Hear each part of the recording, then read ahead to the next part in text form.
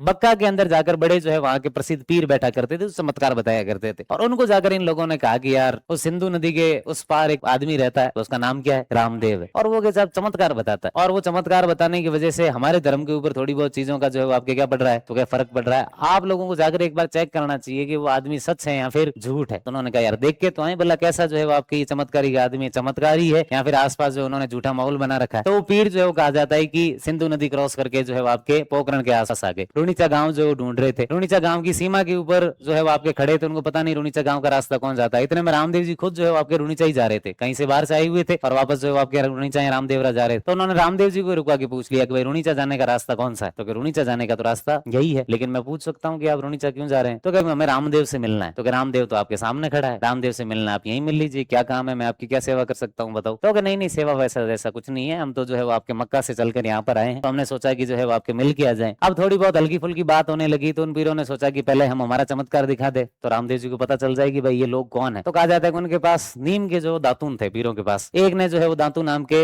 जमीन के अंदर रख के उनके ऊपर पैर दे दिया, यानी जमीन के अंदर उस दातून को गाड़ दिया। थोड़ी समय बाद वहां पर जो पीपल के पेड़ खड़े हो गए। 5 पीर थे, इसलिए कितने पेड़ खड़े हुए, आज भी वो जगह पंच पीपली के नाम से जानी जाती है, कि वहां पर जो है वो आपके 5 पीपल के पेड़ जो है वो निकल आए थे सिर्फ दातून गाड़ने से। तो रामदेव जी ने देखा कि भाई ये तो कोई सिद्ध आदमी है। तो रामदेव जी ने कहा कि भाई आप तो जो है वो चमत्कारी का आदमी है, आप हमारे यहाँ पर पधारे, ये तो हमारा सौभाग्य है, आप हमारे घर चले, वहां पर बैठे, भोजन करें, थोड़ी बहुत जैसे भी हमें सेवा का मौका दे। तो रामदेव जी उनको अपने घर लेकर चले गए। घर ले गए, थोड़ी देर और बातें की, खाने की व्यवस्था हुई। तो रामदेव जी ने कहा खाना खाओ। पीरों ने खाना खाने से क्या कर दिया, बना। पीरों ने कहा कि देखो हमारे जो है इस्लाम के अंदर बात चलती है, हमारी जो है कुछ खुद की शक्तियां हैं, और वो शक्तियां इस बात के लिए हमें गवाही नहीं देती कि हम जो है इन बर्तनों के अंदर भोजन करें। तो उस बर्तनों के अंदर भोजन कर लो, आप लाए होंगे साथ में। तो मैं साथ में नहीं लाया। रामदेव जी ने कहा आप घर आए हो, और हमारे यहाँ पर भी जो ऐसी परंपरा है कि अतिथि देवो भव, बिना खाए तो मैं भी आपको जो जाने नहीं दूंगा। इतने में कहने की देरी हुई कि जो बर्तन रामदेव जी ने खाना खाने के लिए मंगवाए थे, वो बर्तन अपने आप उस बर्तनों के अंदर जो है क्या हो जाते हैं, चेंज हो जाते हैं, बदल जाते हैं। पीरों ने देखा, पीरों ने कहा कि भाई ये तो जो है अपने से भी बड़े बड़े पर्चे जो है वो आपके